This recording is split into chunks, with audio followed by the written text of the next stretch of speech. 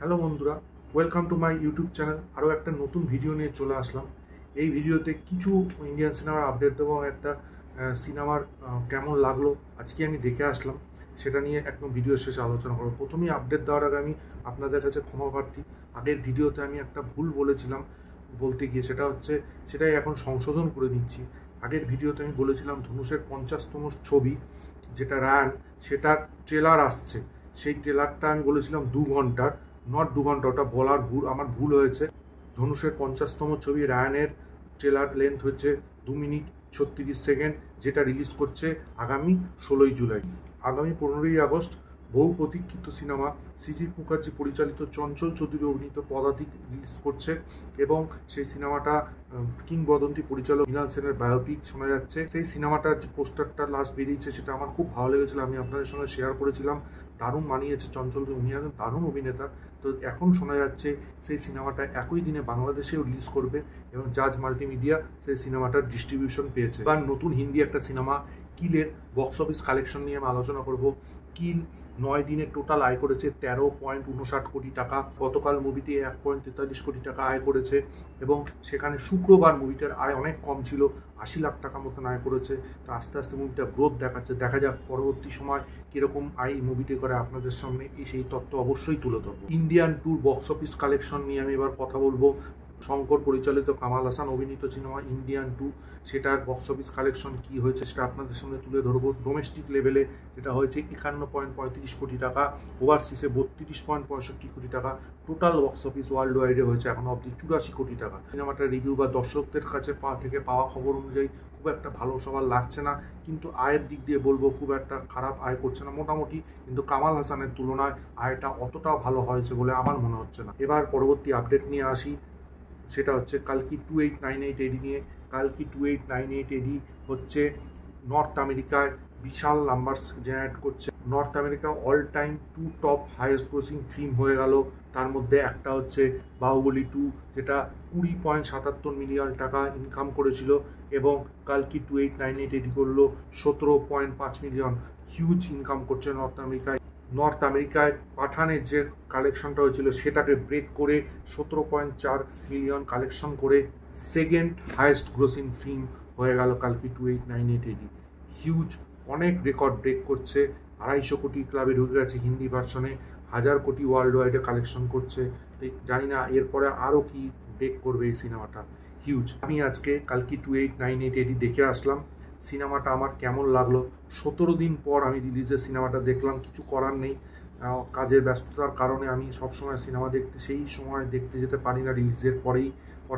তো আমি আজকে দেখলাম, তো চ্যানেলটায় আমি সিনেমা রিলেটেড খবর দিচ্ছি। তো আমার মনে হলো আপনাদের সঙ্গে আমার অভিজ্ঞতা শেয়ার করি। তা আমি আমার বাড়ি নৈহাটিতে, বাড়ির পাশেই একটা হলে আমি দেখতে গেছিলাম আজকে। তা সিনেমাটা 3 ঘন্টার, আমি বিকেলের শোতে গেছিলাম। তো আমার সিনেমাটা ওভারঅল কিন্তু ভালোই লেগেছে, খারাপ লাগেনি। কিন্তু আমি যেটা এক্সপিরিয়েন্স করছি সেটা আপনাদের সামনে শেয়ার করছি, সেটার সঙ্গে আপনারা দ্বিমত হতেই পারেন। সেটা হচ্ছে আমার কিন্তু সিনেমাটার বেশ কিছু জায়গায় খুব বোরিংও লাগছিল। এরকম না যে আমার পুরো সিনেমাটা খুব ইন্টারেস্টিং লেগেছে, কিছু কিছু জায়গা কিন্তু আমার ইন্টারেস্টিং লেগেছে। পুরো সিনেমাটা কিন্তু আমার ওভারঅল ইন্টারেস্টিং কিন্তু আমার লাগেনি। যেগুলো আমার ইন্টারেস্টিং লেগেছে, যেগুলো আমার ভালো লেগেছে সেগুলো আমি বলবো। প্রথম কথায় সিনেমাটায় সবচেয়ে ভালো আমার লেগেছে অমিতাভ বচ্চনের অভিনয়। এই বয়সে ওই মানুষটি কী লেভেলের অভিনয় করেছে সেটা সিনেমাটা না দেখলে বুঝতে পারবেন। অশ্বত্থামা চরিত্রে তাকে দারুণ লাগছে এবং সে যে লেভেলের ফাইটিং, যে লেভেলের অ্যাকশন এই সিনেমায় করেছে এই বয়সে এসে, তাকে হ্যাটস অফ আমার, দারুণ। তারপরে আমি বলবো দীপিকা পাড়ুকোন এই সিনেমায় যেইটুকুনি জায়গা পেয়েছে সেইটুকুনি সে ফাটিয়ে দিয়েছে। সে তো একটা দারুণ অভিনেত্রী, তিনি দারুণ কাজ করেছে, দারুণ। এবং সবশেষে প্রভাস কিছু জায়গায় কমিকের চেষ্টা করেছে, কিন্তু কমিকটা অতটা আমার কাছে অতটা লাগেনি। কিন্তু কিছু ক্ষেত্রে অনেকটা সময় সিনেমায় সে ছিল না, কিছু জায়গায় তাকে দারুণ লেগেছে। সে অ্যাকশন সিকোয়েন্স দারুণ করেছে, শেষ 30 মিনিট সিনেমাটা দারুণ, ঠিক আছে, সেটা বিভৎস ইমোশনাল। এবং আরেকটা জিনিস এই সিনেমার যেটা আমার আরও বেশি ভালো লেগেছে সেটা হচ্ছে ভিএফএক্স এবং ভিজুয়ালস। এটা আমার এই সিনেমার মারাত্মক লেগেছে। বিকাশরা একদম শিওরলি এটা কনফিডেন্টলি দেখিয়েছেন যে তারা সিনেমার পেছনে কী লেভেলের খেটেছে। দারুণ ভিএফএক্স ভিজুয়াল এই সিনেমাটা আমার মারাত্মক লেগেছে। সিনারিগুলো, সাম্বালার যে সিনগুলো দেখিয়েছে সেগুলো দারুণ, বা কমপ্লেক্সের জায়গাগুলো ক্রিয়েট করেছে দারুণ, লার্জার দ্যান লাইফ। আমার হেভি লেগেছে। এবং সবচেয়ে বড় কথা হচ্ছে এই সিনেমায় কিছু ক্যারেক্টার যারা এই সিনেমাটাকে আরও বড় মাপে নিয়ে গেছে, এটা হচ্ছে শাশ্বত চট্টোপাধ্যায়। তিনি এত বড় একটা সিনেমায় পার্ট হচ্ছে, এটা বাঙালির গর্ব, তিনি বাঙালির একটা গর্ব যে তার মতো একটা অভিনেতা এই বড় সিনেমায় কাজ করতে পেরেছে, এটা আমাদের কাছে গর্ব। এবং তিনি সেই জায়গায় 100% দিয়েছেন যেইটুকুনি রয়েছে। তারপরে কামাল হাসানের এখানে সিন অত নেই, কিন্তু যেইটুকুনি রয়েছেন তিনি তো একটা বিশাল মাপের অভিনেতা, সেইটুকুনিতেই তিনি একদম পুরো কাঁপিয়ে দিয়েছেন। এবং সেকেন্ড পার্টে আশা করি তার সিনটা বেশিই থাকবে, আশা করি। ওভারঅল সিনেমাটা ভালো হয়েছে। আমার আরেকটা জিনিস এই সিনেমা সম্পর্কে যেটা বলার আছে, সেটা হচ্ছে মহাভারতের সঙ্গে এই সিনেমার যে লিঙ্ক আপটা করেছে না, সেইটা দারুণ। এবং শেষ সিনেমাটা শুরু হচ্ছেই তো ওই যুদ্ধটা দিয়ে, যুদ্ধটার পরেই নামটা দেখাচ্ছে, তারপরে সিনেমাটা ওই অমিতাভ বচ্চনের গানটা দিয়ে শুরু হচ্ছে। ওই যুদ্ধের সিকোয়েন্সগুলো, মানে ভিএফএক্স, সেই এআইটিআইয়ের কাজগুলো করেছে, মারাত্মক, হেভি লাগছে, দারুণ লাগছে। এখন দীপিকা পাড়ুকোনকে সাম্বালায় নিয়ে আসবে, বৃষ্টি পড়বে, ওই সময় যে ব্যাকগ্রাউন্ড স্কোর, ওটা দারুণ।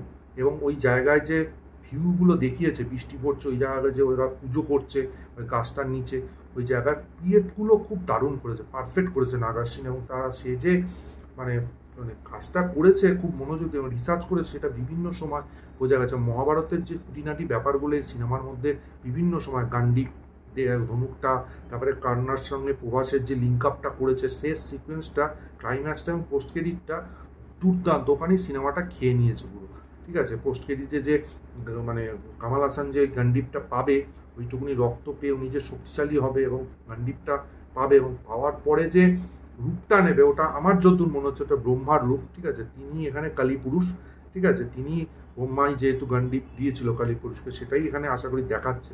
তো ওভারঅল মিলিয়ে আমি বলবো সিনেমাটা দারুণ হয়েছে, ঠিক আছে। কিছু জায়গায় বোরিং আছে, কিন্তু ওভারঅল মিলিয়ে সিনেমাটা দারুণ। এবং ওই জন্যই বক্স অফিস একটা মহাভারতের যেহেতু, আর সাউথ ইন্ডাস্ট্রিতে মহাভারতের বা মাইথোলজির কারেকশন, মাইথোলজির লিঙ্ক আপ সব সিনেমাতেই কম বেশি দেয়, ওরা সেটা দেখায় দারুণভাবে, ঠিক আছে। তো সেই হিসাবে আমি বলবো সিনেমাটা নো ডাউট খুব ভালো, মানে খুব ভালো। এবং সিনেমাটার সেকেন্ড পার্টটা আসার অপেক্ষায় থাকবো, কারণ সেকেন্ড পার্টে আরও এক্সাইটিং ব্যাপার, মজাদার জিনিসপত্র হবে, সেটা পরিচালক নাগ অশ্বিন নিজেই একটা ইন্টারভিউতে বলেছেন। তো দেখা যাক আপনাদের এই ভিডিওটা কেমন লাগলো। আপনারা কেউ যদি কালকে 28/1980 দেখে থাকেন, আপনাদের কেমন লেগেছে কমেন্ট বক্সে অবশ্যই জানান। ভিডিওটা ভালো লাগলে লাইক করুন, শেয়ার করুন, সাবস্ক্রাইব করুন চ্যানেলটা, পাশে থাকা বেল আইকনটা ক্লিক করুন পরবর্তী নতুন কোনো ভিডিওর জন্য। ততক্ষণের জন্য গুড বাই।